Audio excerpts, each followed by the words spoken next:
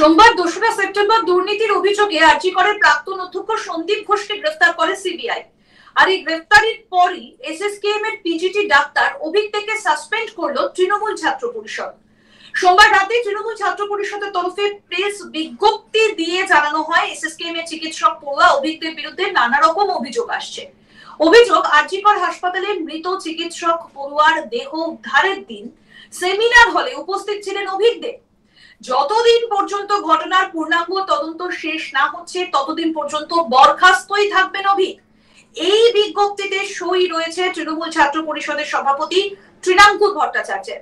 কিন্তু কে অভিজ্ঞ, তাকে নিয়ে এত বিতর্ক কেন?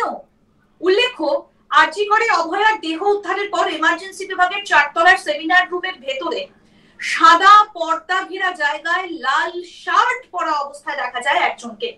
দেহ উদ্ধারের পর ঘটনাস্থলে পুলিশ, ফরেনসিক বিভাগের কর্মীরা, স্থানীয় টালা থানার কর্মী, সিপি, অ্যাডিশনাল সিপি, প্রত্যক্ষদর্শী ডাক্তারের অবস্থান চিহ্নিত করেন DC central Indira Mukhopadhyay.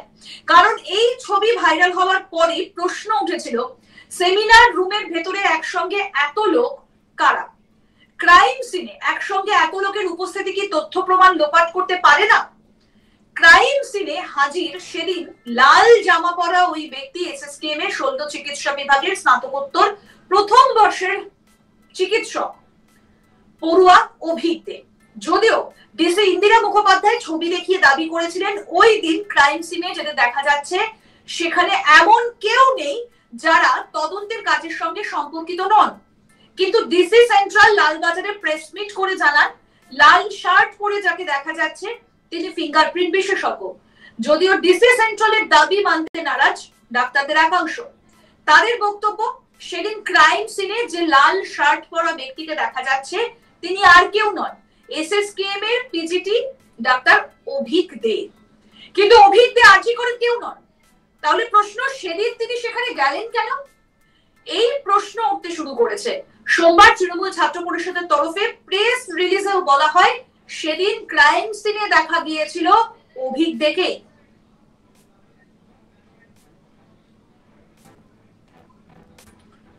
DC central Indira Mukhopadhyay কি বলছেন, তার কি বক্তব্য উঠে এসেছে এই ঘটনায়, শোনাবো। একটা টিভি চ্যানেলে আমরা কিছু ছবি আর একটা ভিডিও দেখেছি যেটা হচ্ছে গিয়ে সেমিনার হলের ভেতরে, এবং এইটা বলা হয়েছে যে সেমিনার হলের ভেতরে সেটা নাকি কর্ডন অফ এরিয়ার ভেতরে, এবং ওইখানে নাকি প্রচুর লোক উপস্থিত ছিলেন। এবার এই প্রশ্নটা করা হয়েছে যে এত লোক কি করে ওই কর্ডন অফ এরিয়ার ভেতরে ছিল, সেটা নিয়ে আমি আপনাদের কিছু তথ্য শেয়ার করতে চাই। যে ছবিটা আমরা দেখেছি তার একটা প্রিন্ট আউট আমি নিয়েছি, যেটা হচ্ছে গিয়ে কিছুটা এরকম দেখতে, জানি না আপনারা দেখতে পাচ্ছেন কিনা, বাট আপনারা হয়তো বুঝতে পারছেন যে এখানে কর্ডন করা আছে, এর পেছনেই কিন্তু বডি আছে, এবং এখানে যারা আছে আমি তাদের একটু আপনাদের সাথে পরিচয় করিয়ে দিচ্ছি। প্রথমেই যিনি আছেন এই যে ব্লু চেক শার্টে, ইনি আমাদের ওসি হোমিসাইড। তারপরে কিন্তু আমাদের ডিডি সেকশনের ভিডিওগ্রাফার আছেন, তারপরে জেনারেল সিপি স্যার আছেন, তারপরে কিন্তু এফএসএল এর যারা থাকেন তারা আছেন। ইনি একদম কর্ডনের সামনে অ্যাডিশনাল সিপি 1 স্যার আছেন, আমাদের ওসি উইমেন গ্রিভেন্স সেল উনি এখানে আছেন, টালা থানার যিনি লেডি অফিসার উনি আছেন, তারপরে কিন্তু এফএসএল এর স্টাফ আছে। এটা একটা ছবি যেখানে যে কজন ছিলেন আমরা সবাইকে আইডেন্টিফাই করতে পেরেছি। আরেকটা ছবি আপনাদের দেখাবো, এখানে এটা আরেকটা ভিউ আর কি। এটার মধ্যেও কিন্তু আপনারা দেখতে পাচ্ছেন গলায় স্টেথোস্কোপ আছে, ইনি হচ্ছেন কি আমাদের উইটনেস ডক্টর, যিনি ইনকোয়েস্টের পরে এখান থেকে বেরিয়ে যাচ্ছেন। তারপরে আমাদের ফিঙ্গারপ্রিন্ট এক্সপার্ট যেটা আমাদের ডিডি টিম আছে উনি আছেন, আমাদের এসি ডিআই আছেন, ডিডি সেকশনের ভিডিওগ্রাফার আছেন, অ্যাডিশনাল সিপি 1 ছিলেন ওখানে আছেন, এবং এফএসএল এর স্টাফ আছে।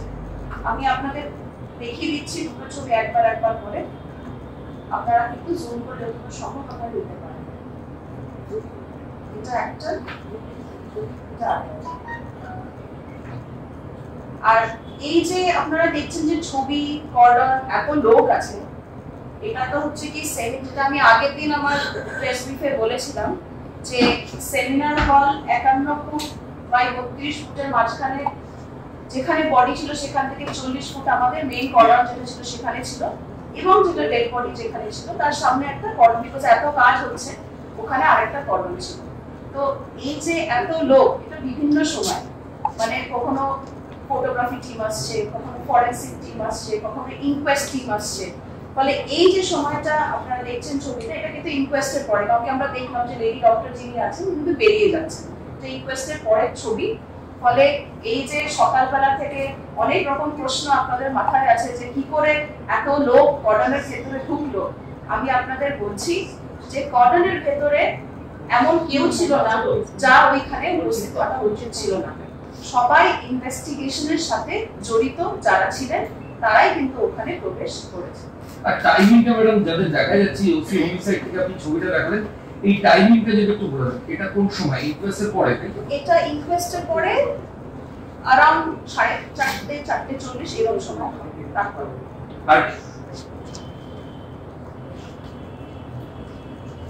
আর আপনারা 40 ফিট কর্ডনটা কখন ফর্ম করেছিলেন? সকালবেলা? দেখুন, আমরা মানে তালাখানা খবর পাই বা আরজি করে মেডিকেল আউটপোস্ট খবর পাই মোটামুটি 10টা 10:10। তারপর ইমিডিয়েটলি আমরা ওখানে চলে যাই। বাই 10:30 আমাদের কর্ডন প্লেস হয়ে গেছে।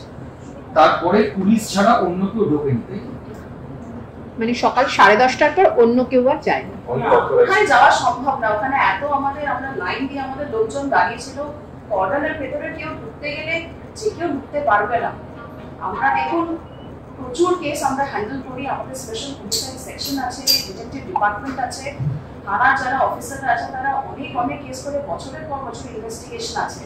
পরে ইনভেস্টিগেশন প্রসেসের সাথে ট্যাম্পারিং করা, স্পেশালি এরকম কেসে একদমই সম্ভব। ম্যাডাম 40 ফুট আপনারা বলছিলেন, ওই 40 ফুটের বাইরেও তো এভিডেন্স থাকতে পারে, তো আপনারা সেটার জন্য কোনো ব্যবস্থা করেছিলেন কি? আপনারা বলছেন সেমিনারটা 40 ফুট আপনারা 51 করতে কিংবা এর বাইরেও কি কোনোভাবে এভিডেন্স থাকতে পারে, সেটা কি আপনারা আইডেন্টিফাই করেছেন? একদম থাকতে পারে। সেমিনার হলের বাইরে পুরো আর্টস্কোর বিল্ডিংয়ে প্রচুর সিসিটিভি ক্যামেরা, সেগুলো প্রতি আমরা অবশ্যই দেখেছি, আপনারাও দেখেছেন সেই ফুটেজ সম্ভবত। আর এছাড়াও যারা ওখানে ডিউটিতে ছিলেন, কি ডকুমেন্টস ছিল, কারা যায়, তাহলে এটা তো আমাদের একটা ইনভেস্টিগেশন প্রসেস, এগুলো প্রত্যেকটাই খতিয়ে দেখা হয়েছে, প্রত্যেকটাই সিবিআইকে হ্যান্ড ওভার করা হয়েছে। কিন্তু বলছে যে হাসপাতাল 9:30টার সময় বডিটা দেখতে পান হাসপাতাল, তো আপনারা যেতে 10:30 কেন? আরো আপডেট পেতে দেখতে থাকুন আজ তাক বাংলার ইউটিউব চ্যানেল, সাবস্ক্রাইব করুন।